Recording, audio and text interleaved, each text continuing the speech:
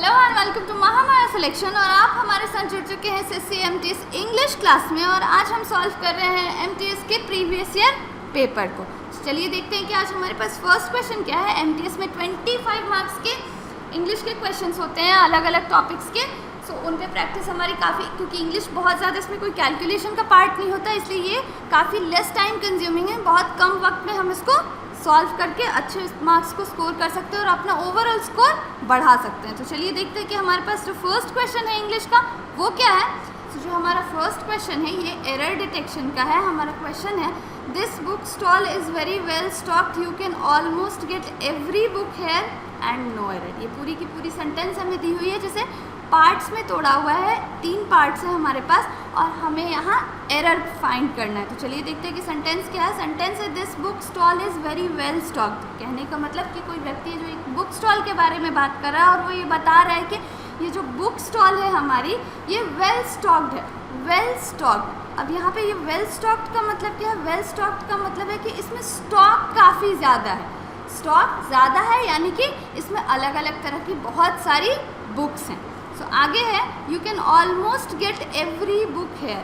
सो इस सेंटेंस का सेंस है कि तुम्हें यहाँ हर तरह की किताबें लगभग मिल सकती हैं। सो तुम्हें यहाँ लगभग हर तरह की किताबें मिल सकती हैं। चलिए पार्ट्स को चेक करते हैं। This book stall is very well stocked, ये पार्ट बिल्कुल सही है।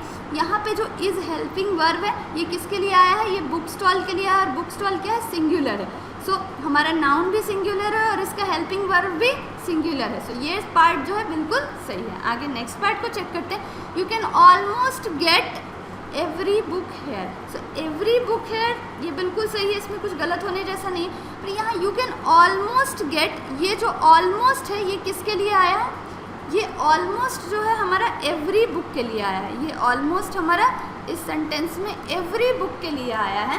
सो ये ऑलमोस्ट की जो पोजीशन है, इसकी जो पोजीशन है यही गलत है। इस ऑलमोस्ट की पोजीशन गलत है। ये ऑलमोस्ट जो है ये एवरी से पहले आना चाहिए। ये बुक हमारा क्या है, ये हमारा नाउन है। ये एवरी क्या है, ये हमारा एडजेक्टिव है। और ये ऑलमोस्ट क्या है, ये हमारा एडवर्ब है। सो जो ये एडवर्ब है ये इस एडजेक्टिव को जस्टिफाई करने के लिए आया है, इसलिए इस ऑलमोस्ट की जो करेक्ट पोजीशन होगी वो एवरी के पहले होगी, ना कि गेट के पहले। सो ऑलमोस्ट के पोजीशन की वजह से हमारा जो एरर है वो कहाँ है, पार्ट 2 में है। सो हमारा जो करेक्ट ऑप्शन होगा वो होगा ऑप्शन 2। ऑप्शन 2 में एरर है। चलिए आगे देखते हैं। आगे जो हमारे पास नेक्स्ट क्वेश्चन है ये भी अगेन एरर डिटेक्शन का है। तो चलिए क्वेश्चन को देखते हैं। क्वेश्चन क्या है, the old women continued living a hard life. The old woman continued living a hard life, but never she asked for any help from neighbors. Sentence के कहने का मतलब है कि एक बूढ़ी औरत है जिसने हमेशा ही मुश्किल से भरी ज़िंदगी, हार्ड लाइफ यानी तकलीफ़ों से भरी ज़िंदगी को जिया। वो जीती गई तकलीफ़ों से भरी ज़िंदगी को, बट नेवर शी आस्क्ड, उसने कभी भी नहीं पूछा, कभी भी नहीं मांगा for any help from neighbours. उसने अपने पड़ोसियों से, नेबर्स से कभी भी हेल्प नहीं मांगा, बावजूद इसके कि वो बहुत ही मुश्किलों से भरी ज़िंदगी जी रही थी। सो चेक करते हैं पार्ट्स को। The old women continued living a hard life. The old women continued living a hard life. बात हम किसकी कर रहे हैं, पास्ट में बात हो रही है। सेंटेंस के अकॉर्डिंग बात हमारी पास्ट में हो रही है और यहाँ पे continued living a hard life ये पार्ट बिल्कुल सही है। आगे चेक करते हैं। But never she asked, but never she asked for any help from neighbours. For any help from neighbours इस पार्ट में गलत होने जैसा कुछ नहीं है। इस पार्ट को एक बार चेक करते हैं। But never she asked, but never she asked इसी पार्ट में हमारे एरर है। चलिए देखते हैं कि एरर कैसे है। बट नेवर शी आस्क्ड, ये नेवर किसके लिए आया है, ये नेवर हमारे वर्ब के लिए आया है। ये नेवर हमारे इस वर्ब के लिए, आस्क्ड के लिए आया है। सो हमारा जो करेक्ट सेंटेंस होता है वो क्या होता है, she never asked. She never, यहाँ पे बट शी नेवर आस्क्ड। ये नेवर की जो पोजीशन है ये इस सेंटेंस को रॉन्ग कर रही है। नेवर की पोजीशन जो है, अगेन पिछले वाले सेंटेंस में भी पोजीशन का ही एरर था। पोजीशन भी काफ़ी इंपॉर्टेंट होती है, बट नेवर शी आस्क्ड ये बिल्कुल गलत होगा। हमारा जो करेक्ट सेंटेंस होगा वो होगा बट शी नेवर आस्क्ड। सो हमारा करेक्ट सेंटेंस ये होगा और एरर हमारे पार्ट 2 में है। अगेन हमारा पार्ट 2 रॉन्ग है। चलिए आगे देखते हैं कि आगे हमारे पास नेक्स्ट क्वेश्चन क्या है। आगे जो है इसमें हमें फिल करना है, ये फिलर है। चलिए देखते हैं कि क्या है। He runs faster then dash. He runs faster then, sentence के कहने का मतलब है कि कोई व्यक्ति है उसके बारे में बात हो रही है कि वो किसी से तेज़ दौड़ता है। He runs faster than. So यहाँ कंपैरिजन हो रहा है, ये कंपैरेटिव है, फास्टर है यहाँ पे, ये कंपैरेटिव है, कंपैरिजन हम कर रहे हैं और ये कंपैरेटिव वर्ब है, कंपैरेटिव फॉर्म ऑफ वर्ब है, फास्टर है। सो दो लोगों के बीच में कंपैरिजन हो रहा है, यहाँ कंपैरिजन दो लोगों के बीच में हो रहा है। He runs faster than. So हमारे पास ऑप्शंस क्या क्या हैं, चलिए देख लेते हैं। आई, मी, माई और हिज, सारे ही ऑप्शंस क्या है, प्रोनाउंस है, सारे ही ऑप्शंस प्रोनाउन है। चलिए देख लेते हैं कि क्या जो होगा हमारा सही आंसर होगा। सो हमारे पास है he runs faster than I, me, my, his. His का मतलब उसका। सो ये जो है ये करेक्ट फॉर्म नहीं होगा यहाँ पे फिल होने के लिए, ये तो बिल्कुल भी गलत हो जाएगा। माई यहाँ पे जब भी आना चाहिए तो कोई पर्सनल प्रोनाउन आना चाहिए, कोई पर्सनल प्रोनाउन ही आएगा, क्योंकि दो लोगों के बीच में कंपैरिजन हो रही है, यहाँ ही है। सो यहाँ पे कोई पर्सनल प्रोनाउन ही आना चाहिए। आगे चेक करते हैं। हिज, अगेन ये हिज जो है ये पर्सनल प्रोनाउन नहीं है, ये पोजेसिव प्रोनाउन है।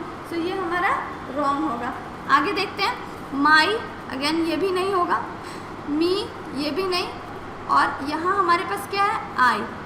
मी हमें करेक्ट लग सकता है, he runs faster than me, usually हम ऐसा ही बोलते हैं कि ही रन्स फास्टर देन मी, पर ये मी रॉन्ग होता है। जब दो लोगों के बीच में कंपैरिजन होती है तो, और बोलने वाला कौन है, जिससे कंपैरिजन हो रही है उनमें से कोई एक ही बात कर रहा है। सो यहाँ पे जो करेक्ट होगा वो क्या होगा, I. He runs faster than I, यहाँ पे मी इनकरेक्ट होगा। चलिए आगे देखते हैं कि हमारे पास नेक्स्ट क्वेश्चन क्या है। हमारे पास जो नेक्स्ट क्वेश्चन है वो है, अगेन ये भी एक फिलर है। चलिए देखते हैं कि क्या है। There is no difference between dash and me. There is no difference between dash and me. कोई व्यक्ति है वो ये बात बता रहा है कि डैश में और मुझ में कोई अंतर नहीं है। इस ब्लैंक में जो व्यक्ति है उसमें और जो बोल रहा है उसमें कोई अंतर नहीं है, यानी कि डैश में और मुझ में कोई अंतर नहीं है। तो चलिए देखते हैं कि यहाँ पे क्या आएगा। यहाँ पे हमारे पास ऑप्शन है योर सेल्फ, यू, योर्स और योर। ये जो तीनों हैं, योर सेल्फ और क्या है हमारे पास, योर्स है और योर है, ये सारे क्या है, ये सारे जो है ये पोजेसिव है, पोजेसिव प्रोनाउंस है। सो हमारे पास जो एक प्रोनाउन करेक्ट बच गया ये यू है। यहाँ पे ब्लैंक में मेरे और तुम्हारे बीच में, मतलब मुझ में और तुम में कोई अंतर नहीं है। योरसेल्फ का मतलब भी क्या होता है, इन तीनों वर्ड्स का क्या मतलब होगा, तुम्हारा। सो मुझ में और तुम्हारा कोई अंतर नहीं, ये सेंटेंस लॉजिकली ही गलत होगा। सो यहाँ पे क्या होना चाहिए, मुझ में और तुम में, यानी कि मुझ में और तुम में, मेरे में और तुम में कोई डिफरेंस नहीं है। सो हमारा जो करेक्ट आंसर होगा वो होगा ऑप्शन 2 यू। इन तीनों ही वर्ड्स का मतलब तुम्हारा होता है। हमें कोई इन सारे फिलर्स को सॉल्व करने के लिए बहुत ज़्यादा अच्छी इंग्लिश का भी होना ज़रूरी है। हम इन छोटे छोटे वर्ड्स का हिंदी मतलब भी अगर जानते हैं तो लॉजिक लगाकर हम इस क्वेश्चन को सॉल्व कर सकते हैं। इस क्वेश्चन में तुम्हारा क्या, ये दो लोगों के बीच में मुझ में और तुम में, सेंटेंस के अकॉर्डिंग तो यही होना चाहिए कि मुझ में और तुम में, मुझ में और तुम्हारा तो हिंदी में भी गलत होगा। सो ये इंग्लिश में करेक्ट कैसे हो सकता है, इसलिए हमारा जो करेक्ट ऑप्शन होगा वो होगा ऑप्शन 2 यू। चलिए अब आगे देखते हैं कि आगे हमारे पास नेक्स्ट क्वेश्चन क्या है। हमारे पास जो नेक्स्ट क्वेश्चन है वो है, in the following question out of the given 4 alternative select the one which best expresses the meaning of the given word, यानी कि साइनोनिम्स ढूंढना है, हमें मतलब बताना है इस वर्ड का। चलिए देखते हैं कि करीब MTS हो या CGL हो या CHS हो, करीब ऐसे क्वेश्चन, 2 क्वेश्चंस तो ऐसे आते हैं जिनमें हमें उनकी मीनिंग साइनोनिम्स बताने होते हैं, एंटोनिम्स बताने होते हैं। ये साइनोनिम्स और एंटोनिम्स से रिलेटेड 2-3 क्वेश्चन तो डेफिनेटली पेपर में होते ही होते हैं, इसलिए हमारी वोकैबुलरी थोड़ी स्ट्रांग होनी चाहिए। हमें क्या करना है, अपनी वोकैबुलरी को स्ट्रांग करना, और इसकी जिम्मेदारी हमारी है। आप हमारे साथ जुड़े रहिए, ऐसी वोकैबुलरी के लिए भी वीडियोज़ आते रहेंगे, GA के लिए भी वीडियोज़ आते रहेंगे, चाहे स्टैटिक GK हो, करंट हो, और हमारा इंग्लिश का पार्ट हो, वोकैबुलरी हो, साइनोनिम्स हो, एंटोनिम्स हो, इसके लिए भी हम वीडियोस लाते रहेंगे। जो भी एक्सपेक्टेड क्वेश्चंस होंगे, जो भी एक्सपेक्टेड वर्ड्स होंगे, उन सारी वीडियोस में होंगे। चलिए देखते हैं कि हमारे पास आज का क्वेश्चन है उसके लिए क्या क्या ऑप्शंस है। हमारे पास वर्ड है काउज, और इसके ऑप्शंस क्या क्या है, order, quiet, mixup and normality. का क्या मतलब होता है? काओस का मतलब होता है हल्ला, एक मतलब इसका हल्ला होता है। दूसरा मतलब हमारे पास डिसऑर्डर भी होता है, यानी कि जो कुछ भी प्रॉपर ऑर्डर में ना हो, इम्प्रॉपर भी होता है। चलिए देखते हैं कि हमारे पास ऑप्शंस में क्या क्या। हमारे पास ऑप्शन में है ऑर्डर। ऑर्डर, यहाँ पे ऑर्डर का सेंस क्या है? सीक्वेंस में होना। कोई चीज़ अपने प्रॉपर तरीके से प्रॉपर है तो वो अपने ऑर्डर में है, अपने सीक्वेंस में। Second option that we have is quiet. Quiet का मतलब होता है शांत, क्वाइट का मतलब होता है शांत। थर्ड ऑप्शन है मिक्सअप। मिक्सअप यानी कि मिला जुला, बहुत कुछ मिला जुला हुआ हो, एक चीज़ें दूसरे में मिल गई हो। And the fourth option is normality. Normality का मतलब होता है जो बिल्कुल नॉर्मल हो। यहाँ पे नॉर्मैलिटी का मतलब बिल्कुल नॉर्मल होगा, बिल्कुल जो नॉर्मल हो उसे हम नॉर्मैलिटी बोलते हैं कि वो नॉर्मैलिटी में है। चलिए देखते हैं कि हमारे पास जो वर्ड है काओस यानी कि हो हल्ला, नॉइज, डिसऑर्डर, इम्प्रॉपर, इससे रिलेटेड कौन सा वर्ड है हमारे पास? इससे रिलेटेड हमारे पास एक ही वर्ड है मिक्सअप। सो मिक्सअप करने का मतलब कि किसी चीज़ को मिला देना, दो अलग अलग चीज़ों को मिला देना। तो मिला देने से क्या क्रिएट होगा? डिसऑर्डर क्रिएट होगा। सो हमारा जो करेक्ट आंसर होगा इसका वो क्या होगा? मिक्सअप। काओस यानी कि इसका जो करेक्ट आंसर होगा वो होगा मिक्सअप। सो हमारा करेक्ट आंसर क्या होगा? Option 3 mixup. चलिए आगे देखते हैं कि आगे हमारे पास नेक्स्ट क्या है। आगे जो है वो है in the following question out of the given 4 alternative select the one which best expresses the meaning of the given word. Again यहाँ पे भी हमें इसका मतलब बताना। कोरस, अब हमारे पास जो वर्ड है वो है coarse, CHORUS। Let's take out all the options. हमारे पास जो फर्स्ट ऑप्शन है वो है सोलोइस्ट, सेकेंड ऑप्शन है सिंगिंग ग्रुप, थर्ड ऑप्शन है artist and fourth option is Pandit. Again जो सोलोइस्ट है वो क्या है? सोलोइस्ट यानी कि जो सिंगल परफॉर्मेंस देता है, जो खुद अकेले परफॉर्मेंस देता है, उसे हम सोलोइस्ट बोलते हैं या सोलो परफॉर्मर बोलते हैं। चलिए अब आगे देखते हैं। आगे है सिंगिंग ग्रुप, गाने वाला ग्रुप। ये सिंगिंग ग्रुप है, गाने वाला ग्रुप। थर्ड ऑप्शन है आर्टिस्ट। आर्टिस्ट कहने का मतलब कलाकार। And the fourth option is pundit. So chorus का मतलब जो होता है वो एक ग्रुप से होता है, एक बैंड होता है जो कि सिंगिंग का काम करता है। यानी कि हमारा जो करेक्ट ऑप्शन होगा वो क्या होगा? Singing group. हमारा जो करेक्ट ऑप्शन होगा ये क्या होगा? Singing group. जैसे गाने के लिए बैंड्स होते हैं ना, वही है ये कोरस, सिंगिंग ग्रुप। सो हमारा करेक्ट ऑप्शन क्या होगा? Option 2 singing group. आगे देखते हैं आगे हमारे पास नेक्स्ट क्या है। आगे जो हमारे पास है वो है which is opposite in the meaning of the given word. यानी कि इस बार हमें एंटोनिम्स पता करनी है। मैंने आपको बताया ना कि करीब 2 synonyms, 2 antonyms, 2 idioms and phrases paper में होते ही होते हैं। सो इसके लिए हमें क्या करना है? अपनी वोकैबुलरी को स्ट्रॉन्ग करना है। और ये कैसे होगा? प्रैक्टिस करके। वो सारे एक्सपेक्टेड क्वेश्चंस में प्रैक्टिस कराऊंगी जो पहले आ चुके हैं या फिर एक्सपेक्टेड है आने वाले हैं। तो चलिए देखते हैं कि हमारे पास हमें क्या एंटोनिम निकालना है इस बार। स्प्लिट, हमारे पास जो वर्ड है वो क्या है? स्प्लिट। और ऑप्शंस क्या है? Clear, position, join and distribute. Split करने का क्या मतलब होता है? स्प्लिट करने का मतलब होता है सेपरेट करना। स्प्लिट करने का मतलब होता है सेपरेट करना, अलग करना। सो हमारे पास जो वर्ड है इसका मतलब होता है सेपरेट करना और अलग करना। यानी कि हमें इसका एंटोनिम ढूंढना है, इसका अलग मतलब, इसका जो उल्टा मतलब होता है वो हमें ढूंढना है। ऑप्शंस को चेक करते हैं। क्लियर, क्लियर का क्या मतलब होता है? साफ। क्लियर का मतलब होता है साफ। पोजीशन, पोजीशन का मतलब होता है स्थिति। पोजीशन का क्या मतलब होता है हमारे पास? स्थिति। और जॉइन, जॉइन का मतलब होता है जोड़ना। जॉइन का मतलब होता है जोड़ना। और डिस्ट्रीब्यूट, डिस्ट्रीब्यूट का मतलब होता है बांटना। डिस्ट्रीब्यूट का मतलब होता है बांटना। सो चलिए चेक करते हैं हमारे पास क्या क्या वर्ड्स हैं। स्प्लिट, स्प्लिट का मतलब सेपरेट और सेपरेट का उल्टा हमें चाहिए। सो सेपरेट का मतलब होता है अलग करना, तो इसका उल्टा क्या होगा? इसका उल्टा होगा जोड़ना यानी ज्वाइन करना। सो हमारा ऑप्शन 3 जो होगा ये करेक्ट आंसर होगा। चलिए आगे देखते हैं कि आगे हमारे पास नेक्स्ट क्वेश्चन क्या है।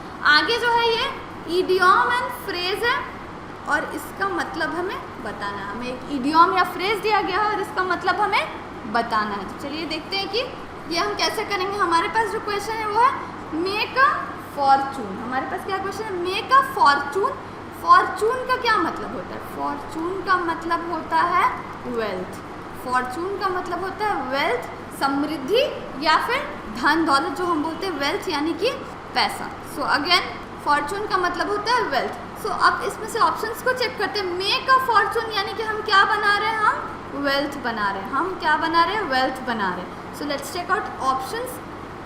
First option that we have is to become rich, to become rich यानी कि अमीर बनना।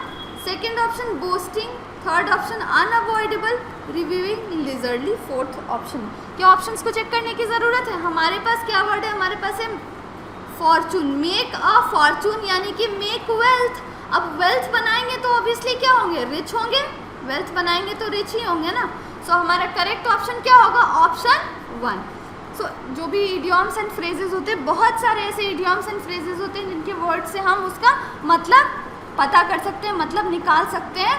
सो इसके लिए भी हम वीडियोस बिल्कुल लाएंगे, आप ऐसे ही हमारे ऊपर प्यार बनाए रखिए, हमारे वीडियोस को लाइक शेयर और सब्सक्राइब कीजिए। चलिए देखते हैं कि हमारा नेक्स्ट क्वेश्चन क्या है। जो हमारा नेक्स्ट क्वेश्चन है वो क्या है, वो है सब्स्टिट्यूट ऑफ द फ्रेज, यानी कि अभी पिछले क्वेश्चन में हमारे पास एक इडियम था और यहाँ पे हमारे पास क्या है, एक फ्रेज है। चलिए देखते हैं कि क्वेश्चन क्या है। हमारे पास जो क्वेश्चन है वो फ्लेश ईटर। अब फ्लेश का क्या मतलब होता है, फ्लेश का मतलब होता है मीट, फ्लेश का मतलब होता है मीट यानी, और ईटर मतलब खाने वाला। सो हमें यहाँ वर्ड किसके लिए ढूंढना है, मीट ईटर या फ्लेश ईटर के लिए, जो मांस खाता हो यानी मांसाहारी व्यक्ति के लिए क्या हम उसे बोलते हैं, मांसाहारी को क्या बोलते हैं, वही हमें यहाँ ढूंढना है। चलिए ऑप्शंस को चेक करते हैं। हमारे पास जो फर्स्ट ऑप्शन है वो क्या है, herbivore, second option is carnivore, third option is omnivore and fourth option is piscivore. जो फर्स्ट ऑप्शन है हर्बीवोर, ये क्या खाता है, ये ग्रास खाता है, ये क्या खाता है, ग्रास खाता है। जो सेकंड ऑप्शन हमारे पास है ये कार्निवोर है, ये क्या खाता है, ये फ्लैश खाता है या मीट खाता है। जो सेकंड ऑप्शन है कार्निवोर, वो फ्लैश या मीट खाता है। थर्ड ऑप्शन हमारे पास ओमनीवोर है, ये क्या खाता है, ये दोनों ही खाता है, ग्रास भी खाता है, ग्रेन्स भी खाता है और फ्लैश और मीट भी खाता है। और फोर्थ ऑप्शन हमारे पास क्या है, पिशीवोर, ये क्या खाता है, ये केवल फिश खाता है। सो फ्लैश ईटर के लिए हमारे पास क्या करेक्ट ऑप्शन हो जाएगा, वो हो जाएगा ऑप्शन 2 कार्निवोर, यानी कि जो भी फ्लैश खाए, मीट खाए, वो क्या होगा, हमारा कार्निवोर होगा। चलिए this is all for this session. उम्मीद है कि आपको ये सारे क्वेश्चंस अच्छे लगे होंगे, काफ़ी हेल्प किया होगा इन सारे क्वेश्चंस में। ऐसे ही सेट सॉल्व करते रहिए और इस पर MTS में हमारा टारगेट क्या है, हमारा 100 आउट ऑफ 100 का टारगेट है। सो इसे कंप्लीट करने के लिए प्रैक्टिस बहुत ज़रूरी है, ऐसे ही प्रैक्टिस करते रहिए and don't forget to like share and subscribe to Mahamaya selection. Thank you for watching.